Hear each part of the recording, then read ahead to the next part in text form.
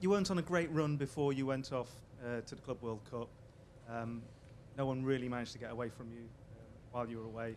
Now you're right on the shoulders of Liverpool. You would think that's ominous for the rest of the Premier League to see where you are at the moment? What we have done in the past, that doesn't mean it's going to happen in the future. So, the future is Huddersfield, but no, Huddersfield, no. Now it's Happy New Year and 3 days off.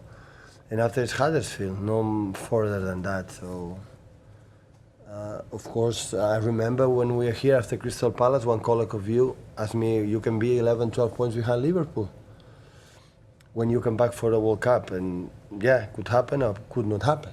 So we are not top of the league, but I could not expect with the results we had. But except 2 or 3 games, the rest, we were really, really good.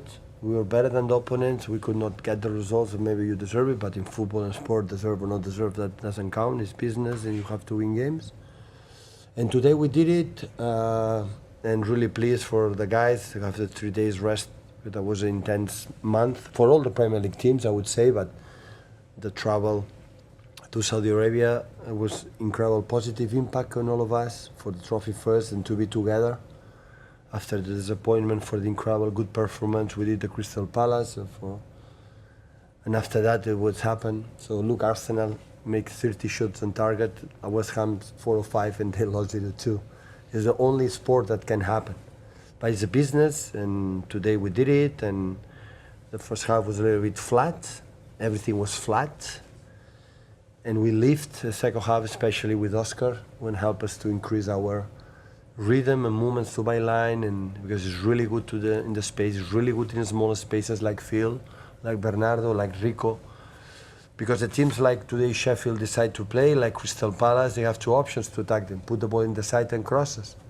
But Erling is not there, and Gundo's not there anymore. So we don't have a specialist for that, and we are good attacking the pockets, and pockets we have a lot, and Phil, and Rico in the second half, Bernardo, even Jack. We attack there and we make a good game. Hiya, Pep. You mentioned Oscar Bob there. The Grealish substitution, had he taken a knock? Was it tactical? What was the reason for him? I decided I need a different speed, and I know it have not been easy. It was incredible effort for Jack. The last 2 days have been really, really tough. His performance in Goodison Park was the best player on the pitch. And the impact was really tough and has not been easy for him. And after that, I thought, I was doubting a lot if I start with Oscar from the beginning. Not in the position Jack, in another position, but after what we saw in the first half and the second, I said, okay, Oscar, because he's good he's an incredible good runner, it's a good finishing, sense of goal, assist, and in smaller spaces really good too. And so aggressive without the ball. He regained 2 or 3 balls, and he helped us. And after the 2-0, they didn't press, so we decided to passes to avoid what happened against Crystal Palace and the other games. Graeme? Hi, Pep. You often say, and I think you've got a point about the amount of games everyone has. You now have a week until the FA Cup, and you've only got 3 games in January in total. How do you feel about this? Yeah, it's nice. So we have 27 million games in 1 month. You have 3 games in the next month. So yeah, it's good. It's like his life, no? Someone have a lot, and someone don't have anything. So it's what it is. So, but I would say welcome. So I like it. Just follow on from what Jamie said. The PFA chief executive said, players could start to sue over the number of games they're playing. Can you understand that? Absolutely. Only them can change something. Only the players. But not in the Premier League, in UEFA, FIFA, only the players can change. I think they really, really want it. Because the people now know in UEFA, FIFA, and everyone said, you have to earn less money. Yeah, but you too, UEFA, you too, FIFA, you too, Premier League too. So the business is the same for everyone. No, I said in general. In general, the amount of games in general, not just the Premier League. So in general, in everywhere. So because I said many times, so it's okay again. The problem is you have just 3 weeks holidays in summertime, and to regenerate it's almost impossible. It's so difficult. Just take a look at the amount of games, amount of injuries Yesterday, Paquetá, I saw West Ham. Look, the injured Arsenal. We had injuries. All the teams, look, Liverpool. So the amount of injuries. What is the reason why? It's just once. It's the amount of games. But the managers know will not change it. Absolutely not.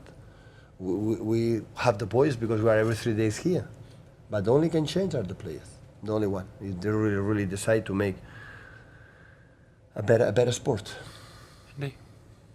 Hi, Pep. You said yesterday it's not been a bad year, but I think a lot of people will think it's been an incredible year for City. Really, how will you reflect on 2023, or is it? Oh, it was really cool, really nice. In terms of what? In titles and prices, yeah, it was really good.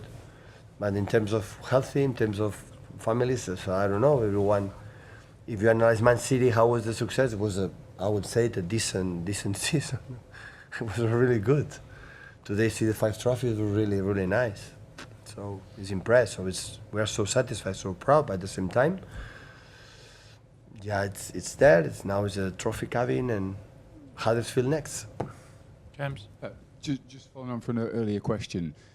Before today, I think you'd taken 10 points from 7 league games. No one's been able to really get away from you. Do you hope that was maybe your wobble this season, and you'll see a lot? You'll go on one of those sort of consistent winning streaks that you've so often done in the. Listen, the we past. made in the past a lot of winning streaks, a lot, but never when we were there involved, thinking about how many games we are going to win. We thought next one. In that moment, we had the rival like was Liverpool. Last season, Arsenal, that we knew, we felt that if we lose a game, we are not going to win the Premier League, and that's why they demand us to maintain our high level. And I think we push them to the highest level as well. So what I thought in the beginning of the season, qualify for the Champions League, win the 3 trophies that we had in that period. We won just 2 because the Community Shield we lost it against Arsenal, and being the Premier League, being there. I had the feeling that we have more points for the way we behave and way we perform, especially here at home against Tottenham, Liverpool, and Crystal Palace. We performed really, really well, and we didn't get what maybe it deserved. But it's what it is. It's football. It's the position that we have. It's more than fine.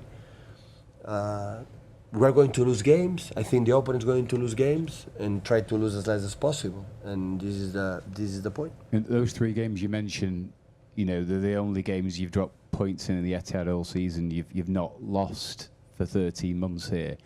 How much confidence does that give you that this place has become such a sort of fortress? Well, I would say it was incredibly comfortable. At the same time, the last 3 times we were here, we didn't win.